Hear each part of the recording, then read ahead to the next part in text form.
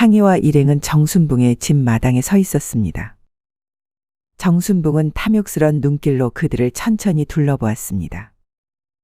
일행 모두 숨소리조차 내지 못한 채 고개를 숙이고 있었지만 향이의 얼굴만은 밝은 기색이 가득했습니다. 정순붕이 큰 소리로 외쳤습니다. 유인수 그찮은 살아서 날 무시하더니 죽어서 내게 노비들을 바치고 가는구나.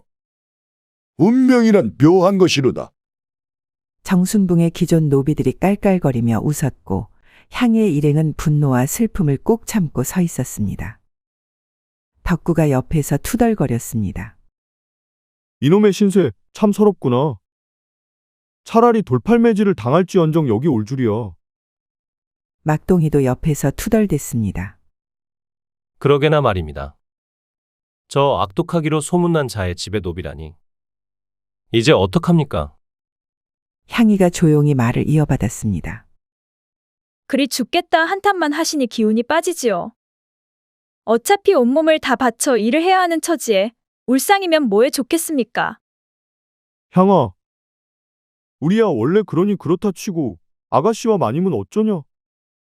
저들을 보아라. 눈물이 마를 날이 없잖느냐. 향이가 시선을 돌려 마님과 수연을 보았지만 평정심을 유지하며 말했습니다. 마음 단단히 먹어야지요.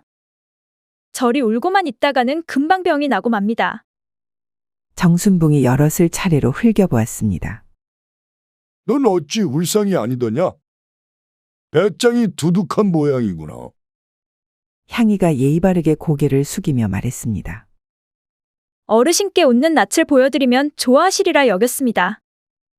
정순붕은 기가 막히다는 듯 헛웃음을 터뜨렸습니다. 이런 당돌한 계집을 보았나?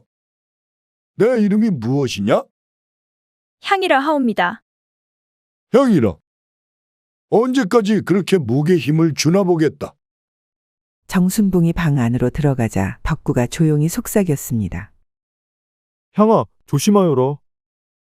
저 양반 성미가 보통이 아니라고 소문이 자자하다. 걱정 마십시오. 이런 양반의 성격은 제가 잘 압니다. 저런 이는 욕심이 너무 많아 반드시 스스로 탈이 나게 되어 있지요. 향의 당돌한 말에 덕구는 혀를 내둘렀고 막동이 속삭였습니다. 향이 누이는 정말 무슨 생각인지 모르겠소이다. 앞으로 어찌 살아갈지 답답해 죽겠구만. 모두가 향이를 이상한 눈빛으로 바라보았지만 향이의 눈에는 비장한 결의가 깃들어 있었습니다. 정순붕의 저택 마당에서 향이는 일행들을 모아놓고 일을 분담하고 있었습니다. 그녀는 밝게 웃으며 사람들의 이름을 차례로 불렀습니다. 덕구 오라버니는 장작 패는 일을 맡으시고 막동 오라버니는 물 기르기를 맡으십시오. 쉬엄쉬엄 하면 제가 다 압니다요. 덕구가 얼굴을 찡그리며 불만을 내비쳤습니다. 아니, 향아. 내가 언제부터 우리 윗전이 됐느냐? 우리가 알아서 하겠다. 우리가 굴러온 돌인데 이 집 사람들이 우리를 좋게 보겠습니까? 누구라도 나서야지요. 그러니 제 말을 들어주세요. 막동이 어이없다는 듯 웃었습니다. 하여간 장군감이라니까. 그래, 누이 말대로 이리저리 일을 해보지 뭐. 향이는 만족스러운 듯 고개를 끄덕였습니다. 마님과 수연에게 시선을 옮기며 말을 이었습니다. 아가씨와 마님께선 부엌으로 가셔서 쌀을 씻어 주십시오. 수연은 향이 빤히 쳐다보며 퉁명스럽게 말했습니다. 향아, 너 어찌 나에게 이리 험한 일을 시키느냐? 우리가 언제 그런 걸 해보았다고.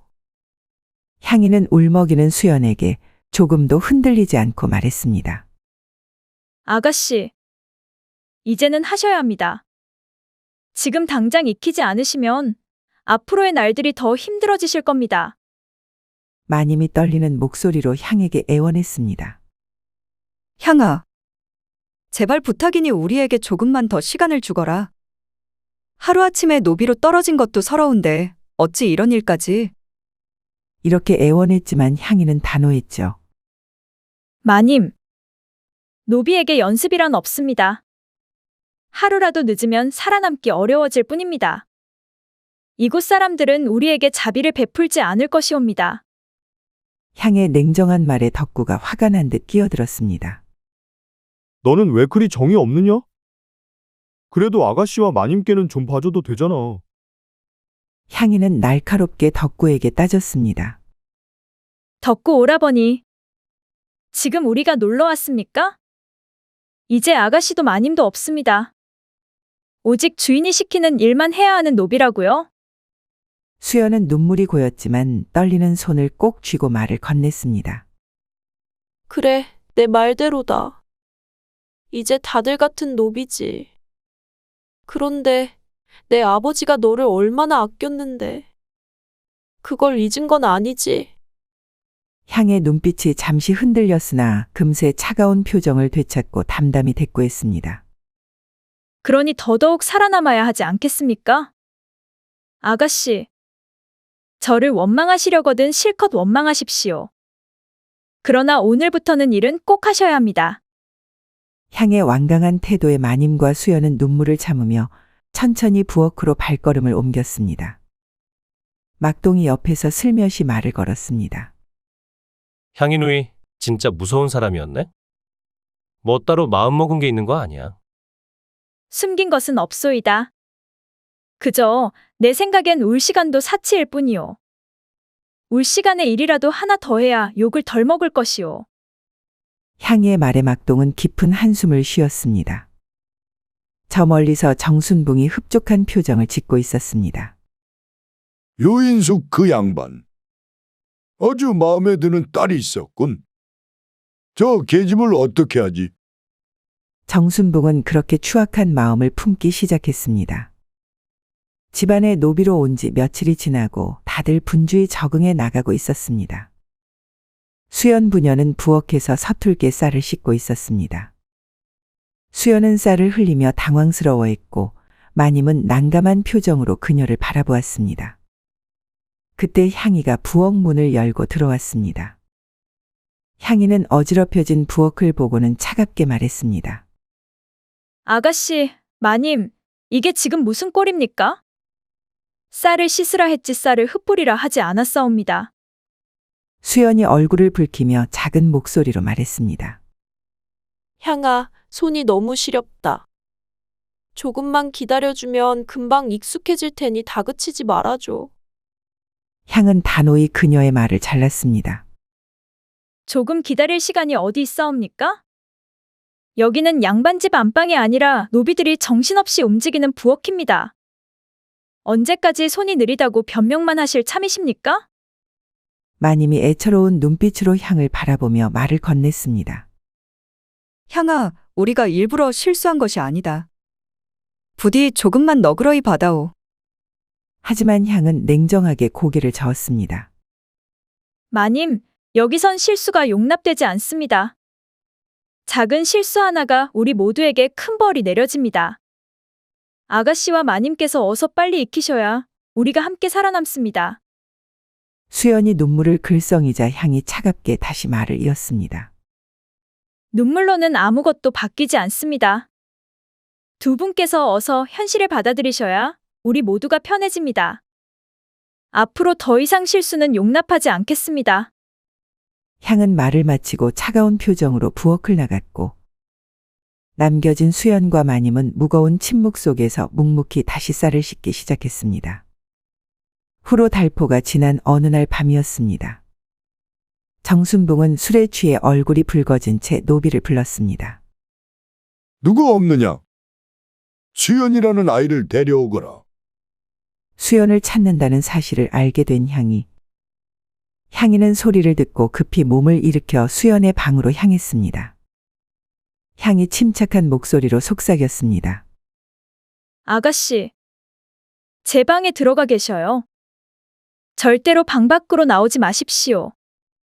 수연이 두려움과 놀람에 떨리는 목소리로 말했습니다. 향아, 갑자기 그게 무슨 말이야? 제가 알아서 할 테니까 시키는 대로 해요. 빨리빨리 움직이세요. 그리곤 향은 머리를 정갈이 한 뒤 정순붕의 처소로 향했습니다. 정순봉은 술 기운에 눈이 흐렸고 향을 보자마자 웃으며 손짓했습니다. 왔구나. 가까이 오거라. 향은 고개를 숙인 채 조용히 다가갔습니다. 예, 나으리. 정순봉은 향의 손을 잡아 끌었습니다. 오늘부터 넌 내 것이니라. 이제 아무도 널 건드리지 못할 것이다. 그날 이후 향은 정순봉의 첩이 되어 집안 대소사를 관장했습니다. 일행 모두가 충격과 분노를 느꼈습니다. 덕구가 혀를 차며 말했습니다. 향이 저 아이 결국 주인에게 붙었구나. 다 계획이 있었네. 막동도 어이없다는 듯 고개를 흔들었습니다. 형님, 우리만 바보였지요. 결국은 저렇게 될 줄 누가 알았겠습니까? 기존의 노비들도 향을 비난하며 수군댔습니다. 참 요상한 계집이네. 노비년이 결국 자기 욕심만 채우는구나. 향은 그런 말들에 개의치 않고 오히려 더 엄격히 사람들을 부렸습니다. 기존 노비와 자신과 함께했던 노비들이라고 봐주지 않고 동등하게 일을 시켰습니다. 모두들 일선 놓지 마시오. 잠을 안 자서라도 일들을 다 끝내시오. 수연과 마님에게조차 더욱 냉정하게 일을 시켰습니다. 아가씨, 마님, 아직도 정신을 못 차리셨습니까? 서둘러 움직이세요. 그렇게 하여 원래 있던 노비들과 다툼 없이 서로 잘 지내고 집안일도 척척하게 되어서 불안은 없었습니다. 그러던 어느 날 정순봉이 갑작스레 숨을 거두었습니다. 급히 달려온 검시관이 시신을 살피며 크게 외쳤습니다. 독이로다. 독살당하셨다.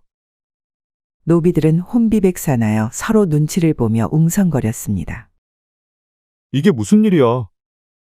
독살이라니. 그러게 말이요.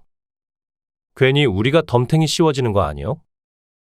막동은 고개를 저으며 불안하게 답했습니다. 모두들 이리 모여라. 독을 쓴 자가 누구냐? 사람들이 긴장한 표정으로 바라보는 가운데 향이 앞으로 나섰습니다.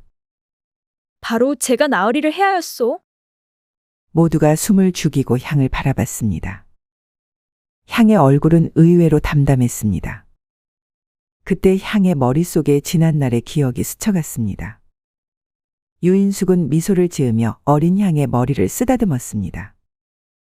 향아, 너는 참으로 총명하구나. 이 업무를 익히면 내 인생이 조금은 나아질 것이다. 어르신, 저는 노비인걸요. 어찌 그리 필요하겠습니까? 유인숙은 부드럽게 웃으며 대답했습니다. 사람이 사람답게 살려면 배워야 하는 법이다. 너는 앞으로도 내가 꼭 보살펴 줄 터이니 걱정 말거라. 내 너의 부친에게도 약속했었다. 향의 눈에 눈물이 고였습니다. 향은 마음을 다잡고 덤덤히 말을 이었습니다. 전 주인어른께서 억울하게 돌아가신 날, 저는 하늘이 무너지는 것 같았습니다. 모두가 울고 한탄할 때 저는 마음속에 복수를 품었습니다. 모두가 놀라 웅성거렸습니다. 덕구는 떨리는 목소리로 물었죠. 그럼 수연 아가씨와 마님께 그리 모질게 대한 것도? 향은 작은 미소를 지으며 답했습니다. 예, 일부러 모질게 굴었습니다. 두 분이 빨리 노비 신분을 인정하고 강해지길 바랐으니까요. 그럼 얼마 전에 아가씨와 마님을 내보낸 것도 다 계획이었던 것이야. 향은 담담히 끄덕였습니다. 정순봉 나리를 잘 설득하여 두 분을 속량시키고 아가씨는 명망 있는 양반댁으로 시집 보내고 마님도 시녀들과 함께 보냈습니다. 이제 두 분은 안전합니다. 모든 노비들은 향의 계획에 혀를 내둘렀습니다. 덕구는 눈물을 흘리며 말했습니다. 향아, 내가 어찌 이리도 깊은 속내를 숨기고 있었단 말이냐? 우리가 그걸 모르고 원망만 했구나. 알고 모르고가 무슨 소용이겠습니까? 저는 처음부터 끝까지 주인어른의 은혜를 갚기 위해 살았을 뿐입니다. 향의 조용한 미소 뒤로 그녀의 가슴 속에 숨겨진 깊은 슬픔과 외로움이 느껴졌습니다. 모두가 숙연해진 채 향을 바라봤습니다. 어두운 오간, 차가운 벽을 등진 채 고요히 앉아있는 향이 희미하게 쐬어드는 달빛이 그녀의 초췌한 얼굴을 어루만졌습니다. 향은 지친 눈을 천천히 감으며 지난날의 기억들을 떠올렸습니다. 이 정도면 어르신께 진 빚을 갚지 않았는지요. 어찌 보면 제 생애가 모두 이 순간을 위한 것이었나 봅니다. 향의 눈가에 작은 눈물이 맺혔습니다. 어르신께서 제게 업문을 배우게 해주신다는 그날. 저는 처음으로 사람 대접을 받았사옵니다.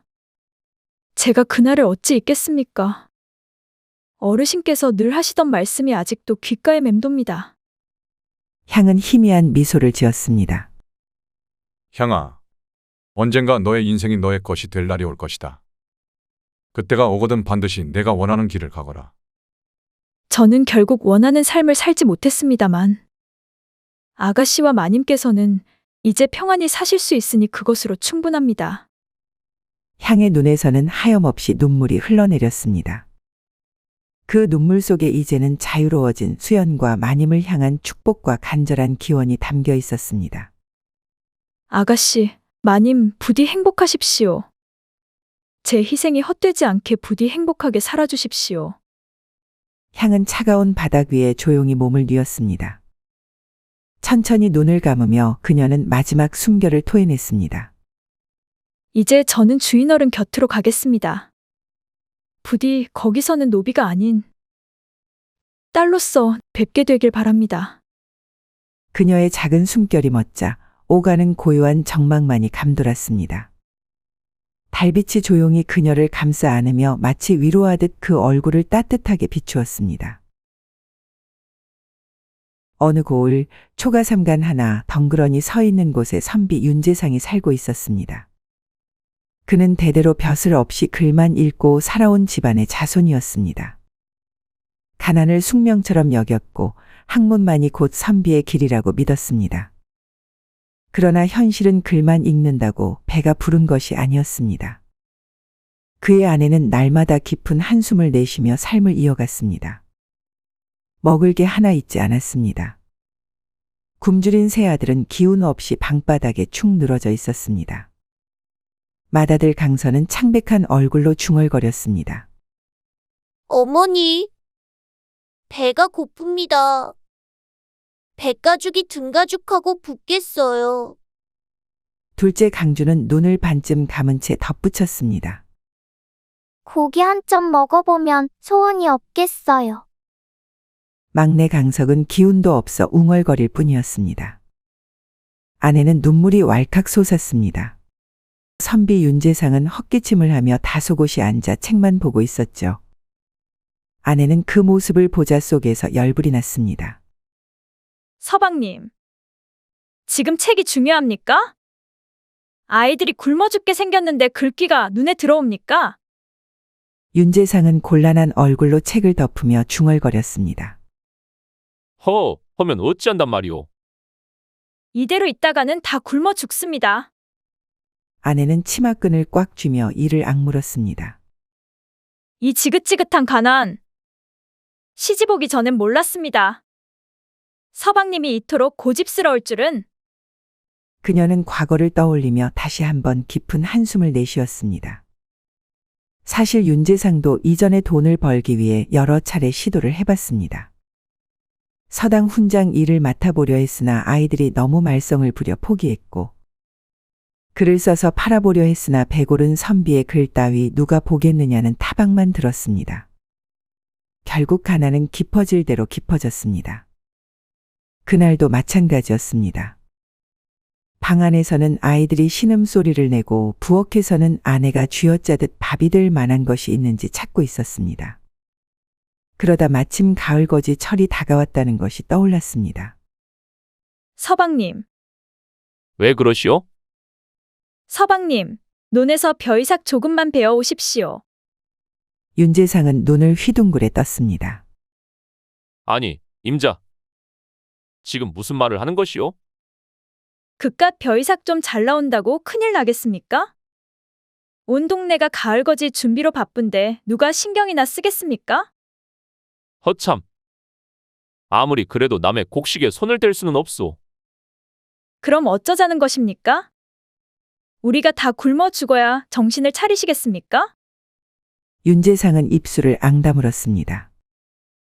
양심이 허락하지 않았으니까요. 하지만 아이들의 창백한 얼굴과 아내의 절박한 눈빛이 가슴을 찔렀습니다. 결국 그는 깊은 한숨을 내쉬었습니다. 알겠소. 다만 내 이 손으로 도둑질은 못하겠으니 단 한 줌만 가져오겠소. 그것만으로도 좋습니다. 제발 좀 다녀오세요. 그날 밤 윤재상은 낫을 들고 밖으로 나섰습니다. 그는 조심스레 논으로 향했습니다. 논둑을 따라가던 그는 심장이 두근거리는 것을 느꼈습니다. 도둑질은 아니라고 스스로 다독였지만 떳떳하지 못한 것은 사실이었습니다. 그는 논 한가운데 멈춰서서 조심스레 벼이삭을 움켜쥐었습니다. 낫을 들어 한 번에 싹둑 자르려는 순간 갑자기 등골이 오싹해졌습니다. 마치 누군가 자신을 지켜보고 있는 듯한 느낌이 들었습니다. 그는 고개를 들어 하늘을 바라보았습니다. 그곳에는 유난히 밝은 샛별 하나가 반짝이고 있었습니다. 마치 살아있는 듯한, 심지어 자신을 내려다보며 한숨을 내쉬는 듯한 기분이 들었습니다. 윤선비, 이게 그대가 배운 도리인가? 아무도 말하지 않았는데도 별이 그렇게 묻고 있는 것 같았습니다. 그는 손에 들고 있던 낫을 내려놓았습니다. 그리고 한숨을 깊이 내쉬며 몸을 돌렸습니다. 차라리 굶어 죽는 한이 있어도 네, 이 손으로 도둑질은 못하겠다. 그는 빈손으로 집으로 돌아왔습니다. 하지만 아내의 반응은 차갑기 그지없었죠. 서방님. 설마 빈손으로 온 것입니까? 할 수 없었소? 새별이 지켜보고 있는 것 같아서 도저히. 뭐라고요? 그 별이 나를 보고 있는 것 같았소. 아내는 순간 말을 잇지 못하다가 이내 한숨을 푹 내쉬었습니다. 이런 고집불통을 봤나? 서방님, 그러면 그 샛별한테 쌀 좀 빌려달라 하세요. 내일 아침까지 아무것도 못 먹으면 그때는 무슨 일이 있어도 벼이삭을 베어 오십시오. 아이들이 더는 못 버팁니다. 윤재상은 깊이 생각에 잠겼습니다. 내일 날이 밝으면 산에 가서 칡뿌리라도 캐오겠소. 미안하오. 칡뿌리요? 아내는 결국 머리를 쥐어뜯으며 방으로 들어가 버렸습니다. 윤재상은 고개를 떨궜습니다. 다음 날 아침 그는 이른 새벽부터 산으로 향했습니다. 그러나 문제는 칡뿌리가 생각보다 쉽게 보이지 않았다는 것이었습니다. 땅을 파헤치고 덩굴을 잡아당겼지만 번번이 실패했습니다. 굳은 땅은 그의 손을 거부했고 마른 뿌리들은 바스라져 버렸습니다. 이런 칡도 나를 외면하는구만. 칡 몇 뿌리를 캔 그는 저자를 지나 집으로 향하고 있었습니다. 그리고 그곳에서 풍겨오는 구수한 냄새. 이것은 국밥 냄새가 아니던가. 그것은 갓 지은 쌀밥, 김이 모락모락 피어오르는 장국. 그리고 노릇노릇 구운 생선의 냄새였습니다. 아니야, 나는 선비로서 채통이 있지 않은가. 그는 저잣거리의 음식 냄새를 맡으며 잠시 정신을 놓았습니다. 배에서 들리는 꼬르륵 소리가 그를 더욱 처량하게 했습니다. 그때 누군가 그의 옆에 다가왔습니다. 배가 많이 고프신가 봅니다. 윤재상은 깜짝 놀라 그를 쳐다보았습니다. 그 앞에는 떡거머리 총각이 서 있었습니다. 얼굴은 어딘가 수수하면서도 맑고 눈빛은 단단했습니다. 자네는 누구요? 저는 그냥 갈 곳 없는 떠돌이입니다. 혹시 나리댁에서 머슴살이를 할 수 있겠습니까? 윤재상은 난감한 얼굴을 하며 손사래를 쳤습니다. 내 집은 머슴을 들일 형편이 안 돼요. 당장 먹을 양식도 없는 처지라네. 그러나 총각은 싱긋 웃으며 말했습니다. 알고 찾아왔습니다. 제가 도와드리면 살 길이 생길 것입니다. 아니, 그게 무슨... 배가 많이 고프신 것 같은데 우선 따뜻한 국밥 한 그릇 하시지요. 마침 제가 몇 푼 가지고 있습니다요. 그 말에 윤재상은 움찔했습니다. 그의 자존심은 지금 저자에서 팔고 있는 따끈한 국밥 한 그릇보다 약했습니다. 그러나 선비의 채통은 끝까지 지켜야 했습니다. 참. 이래봬도 나는 채통 있는 선비라네. 국밥 한 그릇에 흔들릴 사람이 아니오. 그럼에도 불구하고 그의 배는 꼬르륵 소리를 내며 반박했습니다. 총각은 피식 웃으며 말했죠. 그럼 바로 선비님 집으로 가시지요. 아니 뭐, 정 대접하고 싶으면 마다하지 않겠네. 끼니를 때운 윤재상은 총각과 함께 집으로 향했습니다. 집 앞에 다다르자 아내가 방문을 박차고 나왔습니다. 서방님, 또 빈손이십니까? 그게 말이오. 이제는 변명도 못하시네요. 이 사람은 또 누구랍니까? 아내는 떡거머리 총각을 보자 눈살을 찌푸렸습니다. 윤재상은 멋쩍게 웃으며 총각을 가리켰죠. 이 사람이 말이오. 우리 집에서 머슴살이를 하겠다 하오. 아내는 어이없다는 표정으로 총각을 훑어보았습니다. 머슴이요? 우리 집에요? 아이고, 서방님. 머슴에게 줄 밥 한 그릇도 없는데 무슨 머슴을 둡니까? 총각은 태연한 얼굴로 말했습니다. 부인, 너무 걱정하지 마십시오.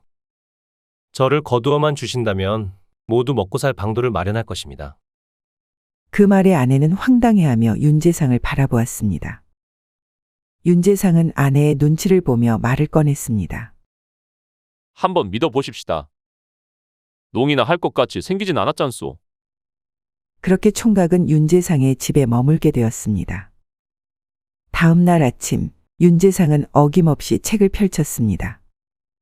그러나 글자가 머릿속에 들어오지 않았습니다. 방에서 아이들이 꼬르륵 소리를 내며 잠꼬대를 하는 것이 들렸습니다. 아내도 물 한 사발로 배를 채우며 한숨을 쉬었습니다. 그때 머슴이 태연한 얼굴로 말했습니다. 나리, 이제 책을 접고 품을 팔러 가시지요. 자네, 무슨 말을 하는 것인가? 나는 평생 글을 읽어왔네. 품을 파는 것은 내 채통에 맞지 않아? 채통이요? 채통도 배가 불러야 유지되는 것 아닙니까? 어제도 국밥 냄새 맡으며 침을 삼키시던데. 그건. 그러시다면 오늘은 더 강한 냄새를 맡으러 가야겠군요. 마침 김진사 댁에서 가을거지를 한다기에 제가 일자리를 마련해 놓았습니다. 아, 글쎄, 참을 5번이나 준다더군요. 윤재상은 눈을 동그랗게 떴습니다. 나를 위해 일자리를 마련했다니. 아니, 나는 평생 농사일을 해본 적이 없다니까. 그래서 가르쳐 드릴 것입니다. 첫걸음이 어려운 법이니 한번 배워 두시면 평생 굶지는 않을 것입니다. 하지만 어제도 부인께 호되게 꾸중을 들으셨지요? 어서 움직이셔야 할 텐데. 윤재상은 그 말을 듣고 책을 덮었습니다. 한숨을 내쉰 그는 마침내 결정한 듯 머슴을 바라보며 말했습니다. 한번 해보겠네. 하지만 내 손에 굳은 살이 100이면 책임져야 하네. 굳은 살찜은 나중에 주막에서 막걸리 한 사발 마시면 잊혀집니다요. 가시지요. 그렇게 하여 윤재상은 머슴과 함께 처음으로 남의 집 농사일을 돕게 되었습니다. 처음에는 낯을 쥐는 것조차 어색해 머슴이 한숨을 쉬며 일일이 가르쳐야 했습니다. 그렇게 잡으면 손가락이 날아갑니다. 아니, 낫이 원래 이렇게 날카롭나? 그럼요. 날카롭지 않으면 별을 뵐 수가 없습니다. 그래도 너무 위험하군. 조심하셔야 합니다. 정신 집중하십시오. 윤재상은 머슴의 지시에 따라 서툴지만 한 묶음씩 별을 베어나갔습니다. 처음에는 손에 힘이 없어 잘리지도 않았고 낯선 동작에 허리는 금세 아파왔습니다. 하지만 시간이 지나면서 점점 손에 익어갔습니다. 그렇게 하루를 꼬박 일하고 나니 윤재상은 온몸이 아팠습니다. 그러나 품값으로 받은 쌀 한 대를 보자마자 피로가 싹 풀렸습니다. 집으로 돌아와 쌀을 내놓자 어머나, 이게 웬일이십니까? 이게 얼마 만에 보는 쌀입니까? 나는 원래 하면 잘하는 사람이오. 그러십니까? 그럼 내일부터 계속 나가시면 되겠군요. 그것은 좀 더 생각해보고. 별 말씀을요. 내일도 저랑 꼭 나가실 겁니다. 그렇게 하여 윤재상은 날마다 머슴과 함께 농사일을 거들었습니다. 처음에는 힘들었지만 점차 익숙해졌고 겨울이 다가올 즈음에는 굶지 않을 만큼의 양식을 마련할 수 있었습니다. 그해 겨울은 그럭저럭 굶지 않고 넘기게 되었습니다. 이듬해 봄이 되자 머슴은 새로운 제안을 했습니다. 나리. 이제부터는 남의 집 품만 팔 것이 아니라 직접 논밭을 일구어야 합니다. 윤재상은 놀라며 되물었습니다. 우리 집에 논밭이 없는데 어찌 농사를 짓는단 말인가? 노는 땅을 빌리면 됩니다. 마을에는 경작하지 않는 땅이 많습니다. 그 땅을 빌려 우리가 직접 농사를 짓는다면 더 많은 양식을 거둘 수 있습니다. 윤재상은 한참을 고민하다가 마침내 고개를 끄덕였습니다. 좋네. 해보세. 머슴은 활짝 웃으며 대답했죠. 멋지십니다. 저만 믿고 따라오시지요. 그렇게 하여 그들은 마을에 노는 땅을 빌려 논밭을 일구기 시작했습니다. 윤재상은 처음에는 서툴렀지만 머슴의 가르침을 따라 점차 농사에 익숙해졌습니다. 그렇게 한 해를 보내고 가을이 되었을 때 그들은 풍성한 수확을 거두었습니다. 곳간에는 쌀이 가득 쌓였고 마침내 윤재상의 집에는 다시 웃음소리가 들려오기 시작했습니다. 가을이 깊어가면서 윤재상의 곳간은 쌀로 가득 찼습니다. 매일같이 끼니 걱정을 하던 때가 거짓말처럼 느껴질 정도였습니다. 아이들은 배불리 먹으며 얼굴에 생기가 돌았고 아내도 더 이상 한숨을 쉬지 않았습니다. 머슴과 함께 땀 흘려 일한 결과는 기대 이상이었습니다. 그러던 어느 날 머슴이 윤재상에게 다가가 말했습니다. 나리. 저는 이만 떠나겠습니다. 윤재상은 깜짝 놀라 머슴을 바라보았습니다. 떠난다니. 갑자기 무슨 말인가? 이제 이 집도 양식 걱정을 하지 않으니 더 이상 제가 있을 이유가 없지요. 자네가 떠나면 어찌 된단 말이야? 우리 가족을 살려준 은인인데 내 어찌 그냥 보낼 수 있겠소? 부디 남아주게. 내 그 은혜를 갚아야 하지 않겠나? 그러나 머슴은 조용히 고개를 저었습니다.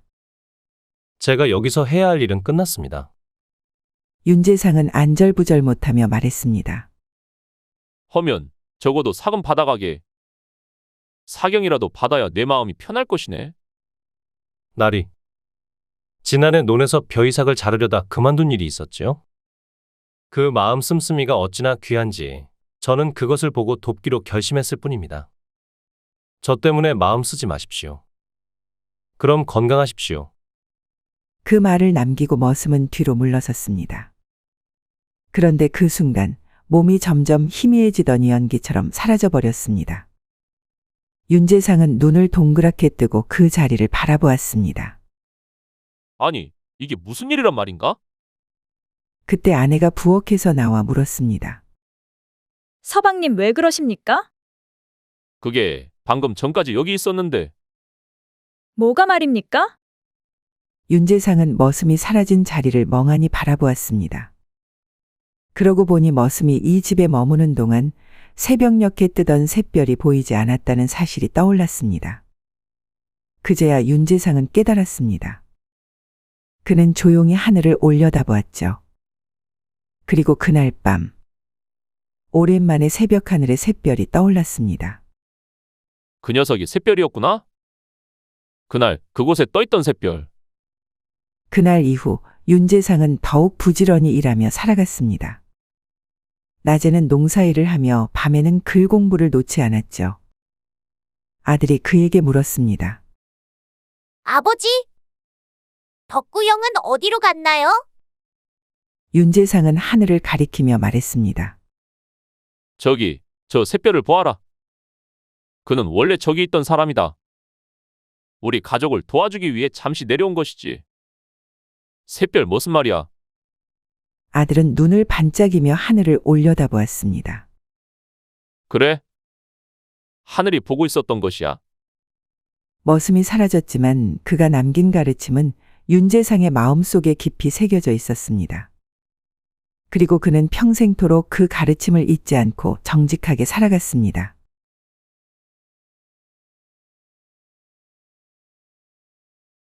한양의 활기찬 저잣거리.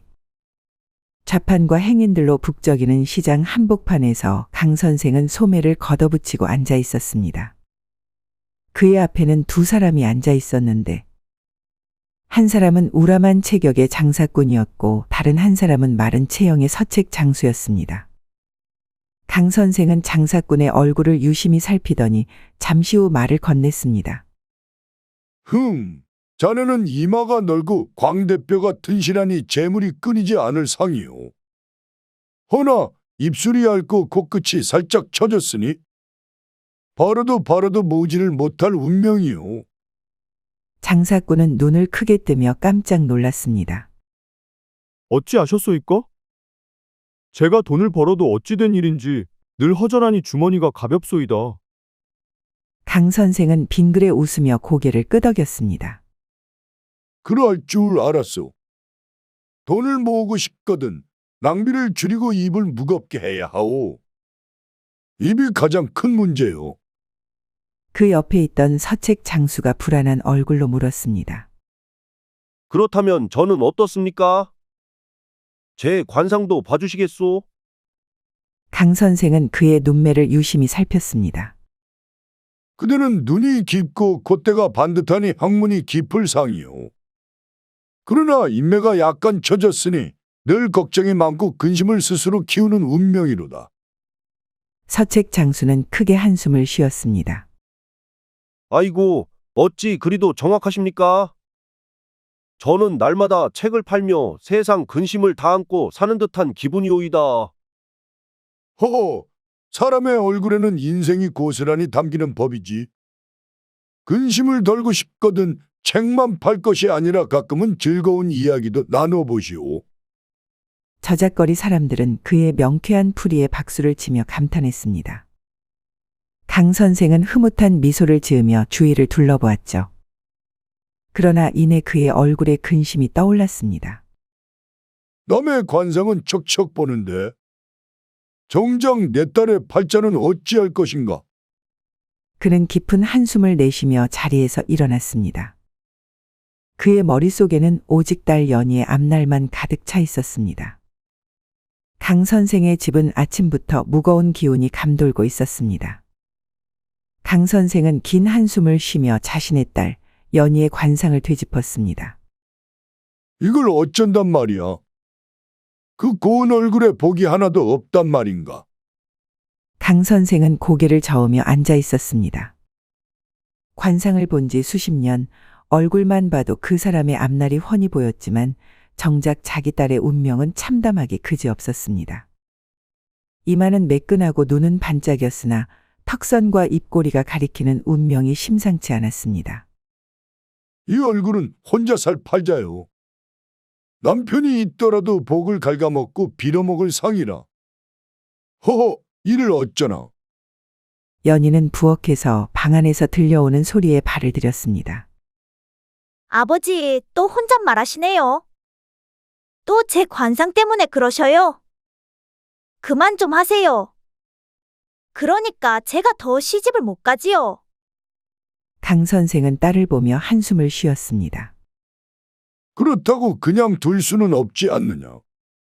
내 운명을 스스로 피할 수 없다면 복 많은 사위를 구해다가 내 운을 살려야 할 것이 아니냐? 아버지, 그게 마음대로 되는 게 아니잖아요. 안 되는 것이 어디 있느냐? 너는 강 선생이다. 이 안양에서 관상 잘 보기로 이름난 사람인데 내 딸에게 복 있는 사위 못 구하면 체면이 서겠느냐? 식사를 마친 강 선생은 마당에 나와 볕을 쬐고 있었습니다. 그때 누군가의 목소리가 울려 퍼졌죠. 나무 사시오. 좋은 장작 있습니다. 강 선생은 소리가 난 쪽으로 고개를 돌렸습니다. 대문 앞에 허름한 옷을 입은 사내가 커다란 장작을 짊어지고 서 있었습니다. 얼굴은 수수하나 눈빛이 맑고 온화했습니다. 순간 강 선생의 눈이 번뜩였습니다. 아니, 이 녀석. 얼굴에 복이 있다. 강 선생은 소년을 불러 세웠습니다. 이복의 그 장작 내가 사지. 처음 보는 얼굴인데. 자네 이름이 무엇인가? 소년은 꾸벅 인사를 하며 대답했습니다. 저는 이도현이라 합니다. 강 선생은 그의 얼굴을 유심히 살폈습니다. 눈썹은 두텁고 코는 오뚝하며 입가에 복스러운 기운이 가득했습니다. 무엇보다 이마가 넓고 광이나 부귀할 상이었습니다. 장차 재물이 넘칠 상이로구나. 이 녀석이 내 사위가 될 사람이로다. 강 선생은 잔뜩 흥분하여 도연을 붙잡아야겠다고 생각했습니다. 자네 장작을 부엌으로 들여놓게. 좋은 장작이라니 내가 다 사겠네. 도연은 고개를 끄덕이며 부엌으로 들어갔습니다. 그곳에서 불을 떼고 있는 연희와 마주쳤죠. 연희는 그를 경계하듯 바라보았습니다. 장작을 어디에 둘까요? 거기 두고 가세요. 도연은 강 선생의 딸의 미모에 순간 마음이 동했지만 강 선생의 딸은 한낱 나무꾼에게는 눈길조차 가지 않았죠. 도연은 다시 마당으로 나와 강 선생과 마주했습니다. 딱 보니 자네 장가갈 나이가 되었구만. 초면에 이런 말 해서 그런데 혹시 내 사위 될 생각 없나? 도연은 깜짝 놀라 허둥지둥 고개를 저었습니다. 아니, 그게 무슨 말씀이십니까? 내 자네 얼굴을 보자마자 딱 느낌이 왔네. 자네만 괜찮다면 내 딸을 내어주지.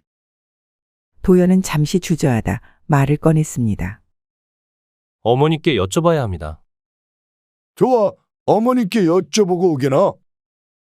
허나 이 기회 놓치면 후회할 것이야. 도연은 황급히 집을 나서며 혼잣말을 했습니다. 이런 난데없이 혼잣말이라니.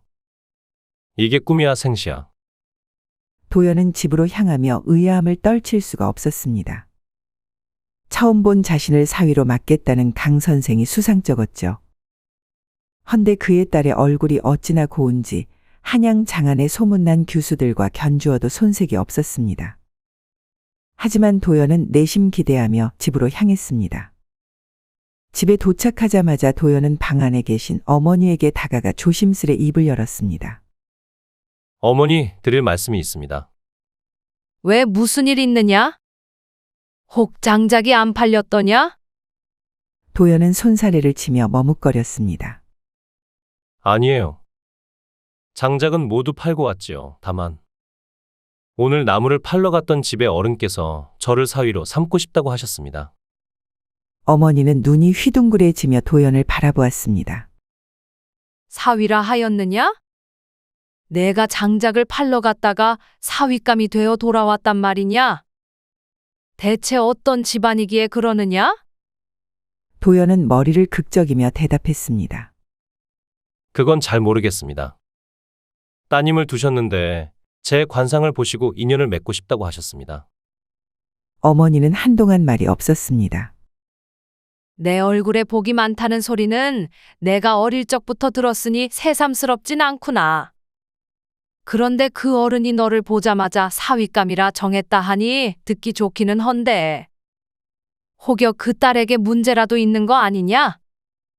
그럼 뭐가 아쉽다고 우리 집에 귀한 딸을 시집 보낸단 말이냐? 도연은 당황하여 손을 흔들었습니다. 아니옵니다, 어머니. 저도 당황스럽습니다. 그러나 따님을 배웠는데 참 곱고 단정하였습니다. 그렇다 하여도 혼인은 가벼운 일이 아니니라. 내가 사는 게 중요하지 얼굴만 보고 결정할 일이 아니다. 더구나 관상을 보고 널 택했다면 관상가일 터인데 그런 자가 정한 혼사가 과연 너에게 복이 될지 화가 될지 어찌 아느냐? 도연은 잠시 생각에 잠겼습니다. 어머니의 말은 일리가 있었습니다. 거절하여라. 혼사는 그렇게 쉽게 관상쟁이의 말 한마디로 정할 일이 아니다. 부부의 연은 다 하늘의 뜻에 맡겨야 한다. 도연은 결국 깊이 절을 하며 대답했습니다. 알겠습니다, 어머니. 어머님의 뜻을 따르겠습니다. 다음 날 도연은 강 선생의 집을 다시 찾았습니다. 강 선생은 문 앞에서 도연을 보자마자 반가운 얼굴로 맞이했습니다. 왔는가? 어머니께서 허락하셨겠지? 도연은 난감한 표정으로 고개를 숙였습니다. 어머님의 뜻을 거스를 수 없습니다.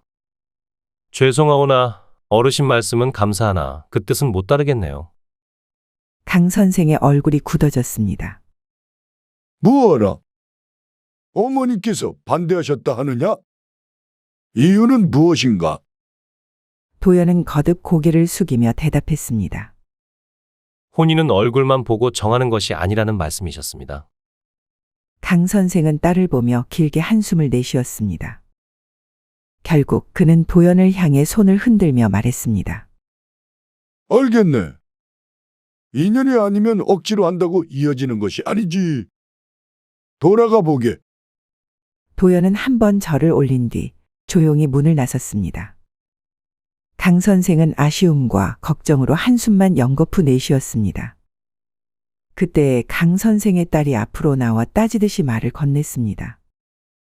아버지, 저를 저 나무꾼에게 보내려고 하셨어요. 너무 하신 거 아니에요? 저 녀석 인물이 좋다. 그게 늘 사네요. 싫다고요. 저는 양반집 정실 부인으로 시집 가고 싶단 말이에요. 이럴 거면 시집 가라고 하지도 마셔요.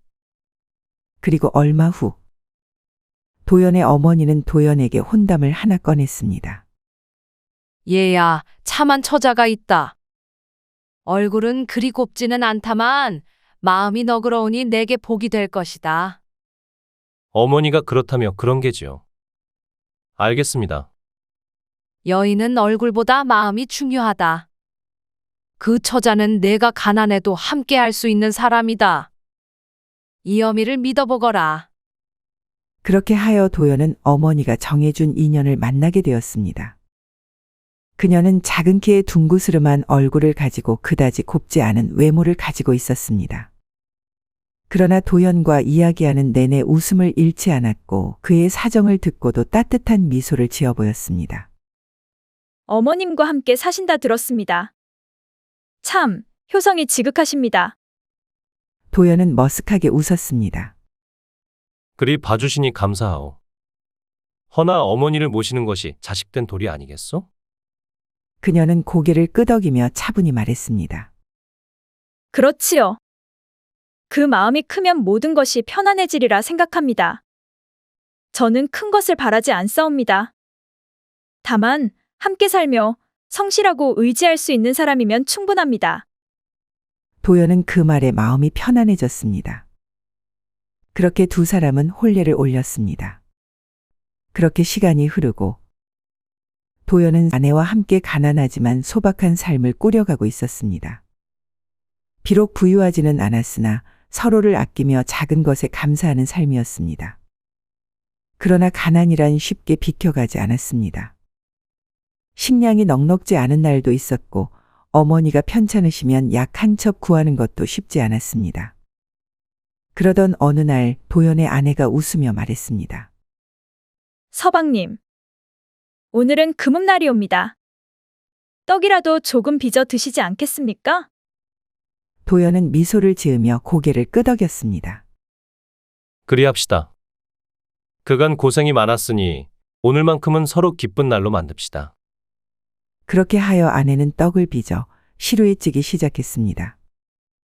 연기가 솔솔 피어오르며 집안에 구수한 냄새가 퍼졌습니다. 금은밤 어둠이 내려앉은 도연의 집에는 달빛만이 희미하게 비추고 있었습니다. 시루에서 김이 모락모락 피어오르고 구수한 떡 냄새가 방안을 가득 채웠습니다. 도연과 아내는 서로를 바라보며 웃고 있었죠. 오랜만에 떡을 먹으니 맛있어. 아니, 당신이 한 것이라 더 맛있는 것 같소? 그렇지요. 서방님과 이렇게 함께하는 게 곧 복이지 않겠습니까? 그때였습니다. 바깥에서 기묘한 소리가 들려왔습니다. 떡 냄새 좋구나. 도연은 깜짝 놀라 몸을 일으켰고 아내는 소매로 입을 가리며 속삭였습니다. 이 밤중에 누가? 대문을 열자 그 앞에는 털북숭이 도깨비가 서 있었습니다. 키는 장대 같았고 눈은 초롱초롱 빛났습니다. 그는 배가 고프다는 듯이 입을 해벌리며 말했습니다. 여보시오, 떡을 좀 나눠 주실 수 있겠소? 이 몸이 오늘 하루 종일 굶었소. 도연은 당황하여 얼른 아내를 돌아보았습니다. 그러나 아내는 서슴없이 시루를 들고 나왔습니다. 여기 있어. 허기졌다면 이 떡을 다 가져가시오. 아니, 우리가 먹을 것도 넉넉하지 않은데. 전부 준단 말이요. 아내는 조용히 미소 지으며 말했습니다. 이분이 얼마나 배고팠으면 이렇게 찾아왔겠습니까? 우리는 또 해 먹으면 되니 이 딱한 이에게 다 나눠주시지요. 도깨비는 감격하여 눈을 반짝였습니다. 참으로 너그러운 부인이시구려. 도깨비는 시루를 덥석 받아들고 그대로 떡을 허겁지겁 먹기 시작했습니다. 그리고는 만족스러운 표정으로 말했습니다. 이런 인정을 받다니 이 몸이 그냥 갈 수 없지. 이 은혜를 어찌 갚을꼬? 그는 시루를 바닥에 내려놓고 커다란 손바닥을 흔들더니 시루 안으로 손을 집어넣었습니다. 순간 텅 비어 있던 시루에서 번쩍이는 금화가 쏟아져 나왔습니다. 자, 이것이 바로 그대들에게 주는 선물이오. 내가 받은 은혜를 갚는 것이니 마음껏 쓰시오. 도연과 아내는 깜짝 놀라 시루 속을 들여다보았습니다. 황금빛으로 반짝이는 돈이 한가득 들어 있었습니다. 도연이 믿기지 않는다는 듯 말했습니다. 아니, 이게 어찌 된 일이요? 이걸 왜 우리에게? 인정 많은 자들에게 복이 깃드는 법. 그러니 욕심내지 말고 잘 쓰시오. 그러고는 바람처럼 사라졌습니다. 도연과 아내는 얼떨떨한 얼굴로 서로를 바라보았습니다. 아내가 먼저 입을 열었습니다. 여보, 이제 우리는 부자예요. 그러게 말이요. 이제 고생 끝이요. 그 후 도연은 장사를 시작하였고 정직하고 성실한 태도로 사람들의 신뢰를 얻었습니다. 그의 장사는 번창하였고 곧 한양에서도 손꼽히는 부자가 되었습니다. 그는 어렵고 가난한 자에게 아낌없이 도우며 덕을 쌓았고 그의 아내와 어머니 또한 부족함 없이 살게 되었습니다.